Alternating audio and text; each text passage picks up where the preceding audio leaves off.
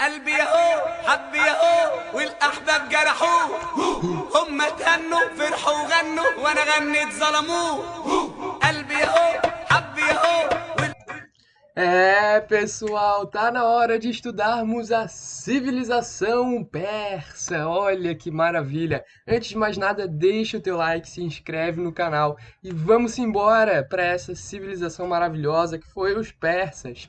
Né? O que vem na tua cabeça quando a gente fala de persas? Né? Vem o filme Príncipe da Pérsia? Quem sabe, né? O jogo também que teve. Vem na tua cabeça o Irã? Não.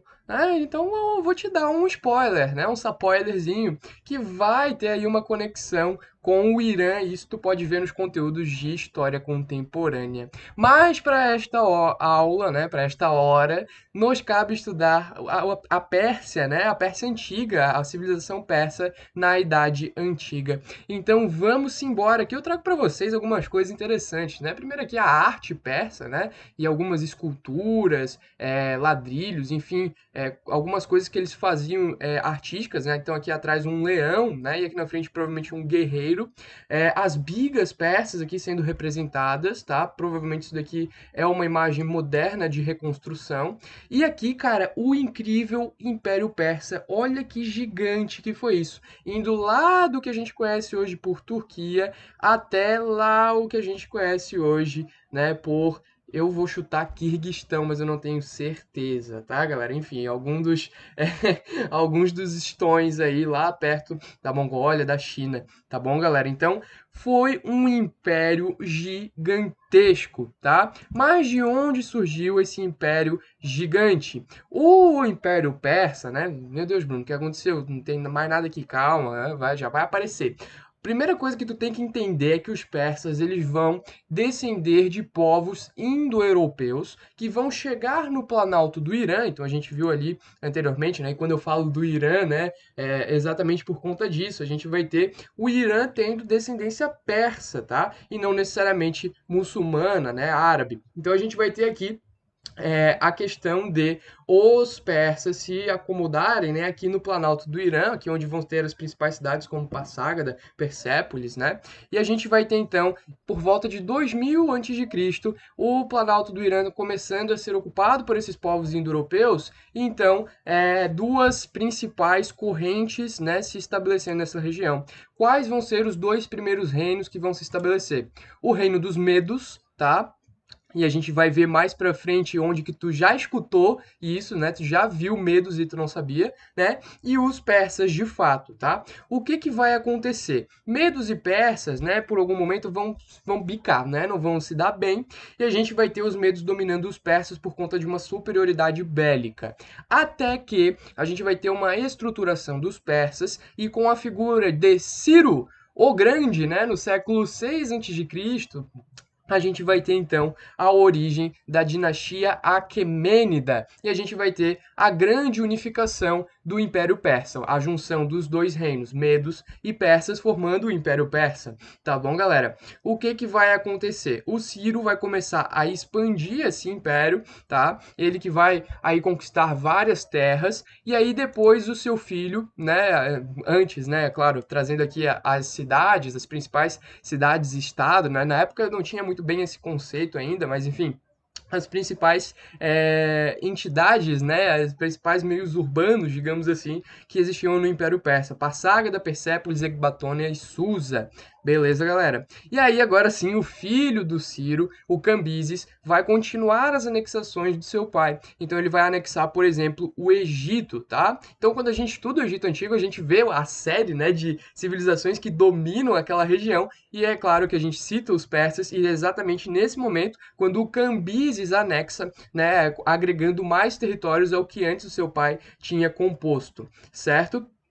Cara, depois do Ciro vai vir um cara chamado Dário I. E o Dário, velho, ele vai ser conhecido como Rei dos Reis, porque o cara era fenomenal, velho. O cara, porque pensa assim, ó, tipo, na época, conquistar outros povos é difícil, muito difícil, mas mais difícil ainda do que conquistar é manter, né? E a gente viu isso, o Egito, né, algumas anexações que o Egito fez, não conseguiu manter a própria Mesopotâmia, né, falhando em os povos, né, ali da Mesopotâmia, falhando em controlar aquele território, né, os hebreus, né, sofrendo várias invasões. Então é muito difícil nessa região, né, perto ali da Mesopotâmia, perto ali do Planalto do Irã, é muito difícil tu manter as tuas possessões. E o Dário conseguiu, né? A gente vai ter a organização e principalmente, né, a manutenção das posses persas. Então a gente vai ter aí uma foto do Dário, tá? Bonitão aí, beleza?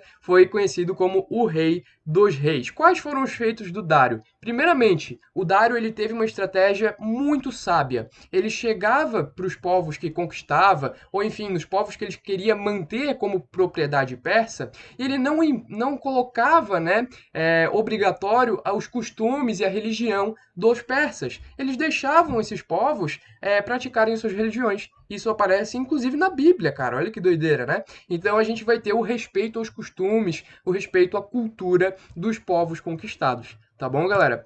Outra coisa, a gente vai ter a organização de satrápias, né, que seriam então unidades, né, quase que províncias, que seriam governadas pelos sátrapas, pessoas de confiança do Dário e que então controlariam regiões, né? E assim a gente teria uma descentralização do poder que facilitaria o domínio. Outra coisa, a gente vai ter correio, né? O correio que ele vai ser muito facilitado, inclusive, pelas estradas que vão ser construídas e as ligações entre as diversas cidades do Império Persa. Então a gente vai ter até a padronização da língua que era escrita, né, nos documentos oficiais na língua aramaica. Então a gente vai ter tudo isso beneficiando essa locomoção de informações, mercadorias, né?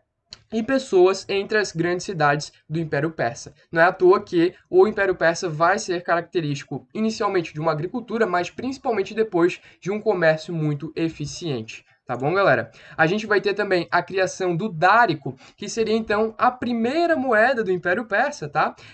Alguns historiadores dizem que as moedas começaram a surgir ali por volta de 600, 650 a.C. na Grécia Antiga, e aqui a gente já está falando, né, claro, de 400, 500, né, 300 por aí. Então já tinha essa tecnologia, né? E os persas vão utilizar dela e vai facilitar, então, as trocas, né? Não vai ser mais uma troca de um produto pelo outro, mas de um produto por uma moeda, né? Que vai ser, então, padronizada pelo rei, né? Pelo grande líder dos persas, que nesse momento era o Dário I. Tá bom, galera? Aqui a imagem, né, as de ouro, é claro, eram as mais valiosas, mas chegou um momento que acabou, né, o ouro, e aí eles começaram a fazer de prata, acabou a prata, eles pararam, né, não deu muito certo, acabou faltando metais para eles fazerem essas moedas. Tá? Agora falando um pouquinho de cultura, a gente vai ter aí a dualidade, né? Bruno, como assim, né? Eu estou muito acostumado a estudar religiões monoteístas ou, enfim, até politeístas, né? Como é o caso aí da Grécia Antiga, da Roma Antiga e tal, mas apenas dois deuses, isso eu nunca vi. Exatamente, os persas eles vão trazer essa novidade, né? A cultura religiosa deles é baseada nos fundamentos do grande líder, do grande conselheiro Zaratrusta, tá? Também conhecido como Zoroastro. Tem dois nomes aí que você pode utilizar, eles são intercambiáveis, ou seja, tu pode mudar Zaratrusta ou o Zoroastro, que dá na mesma, tá? E o que o Zoroastro ele vai falar? Ele vai falar dentro da religião zoroastrismo, tá? Que vem de Zoroastro, beleza? Ele vai falar que existem dois deuses, Mazdan, também conhecido como Ormuz, né? Ou também conhecido em outras bibliografias que eu achei como Ormuz Mazdan, tá? Que vai ser o deus do bem. E a oposição entre Mazdan, que seria Ahriman, né, que é o deus do mal. E aí o que vai acontecer? A gente vai ter essa batalha incessante entre o deus do bem e o deus do mal até o fim dos tempos, até o dia do juízo final. Caberia então às pessoas decidir de qual lado elas queriam ficar. Ou seja, a gente tem um livre-arbítrio muito grande nessa religião, tá? Vou dar um spoilerzinho para vocês. No fim das contas, o bem acaba ganhando, tá? E as pessoas do mal, que escolheram o mal, né, acabariam pagando por isso no dia do juízo final. Beleza? E aqui a gente vai ter, então, inclusive, o livro, né, que o Zoroastro, né, o Zaratustra, escreveu, que foi o Zen Avesta, né, que é o livro em que ele compõe todos os ensinamentos, todos os fundamentos da religião zoroastrismo. Beleza, galera? O que, que vai acontecer, né? Além de cultura, nós temos que entender o que aconteceu com os persas, né? Porque depois a gente meio que migra, né? A gente sabe que os persas comporam um grande território, fizeram coisas assim que ninguém tinha feito antes, né? Como as satápias, né? Um sistema de correio eficiente, o dárico sendo popularizado. E aí, cara, do nada caiu. Como que isso aconteceu? A gente vai ter os persas se metendo no caminho dos gregos, que estavam crescendo muito nesse período, tá? Eu, inclusive, recomendo tu estudar os gregos assim que tu termina as aulas dos persas, que daí tu já emenda um assunto no outro e tu vai saber tudo desse momento histórico, né? O que que vai acontecer? As guerras médicas, e médicas não vem, não vem de médico, tá? Vem dos medos, né? Vem do reino dos medos, né? O antigo reino dos medos. Então era assim que os gregos se referiam aos persas. Então a gente vai ter as guerras médicas, é uma visão ocidental dessas guerras, né? Era como os gregos denominavam essas guerras, tá? E vão ser essas guerras contra os persas. Essas guerras, elas não vão acabar bem para os persas, tá? Inclusive aqui a gente vê ali, né, no filme 300, né, de Esparta, o incrível Rodrigo Santoro. Olha esse tanquinho, gente. Meu Deus, né? Queria ter esse tanquinho pro verão.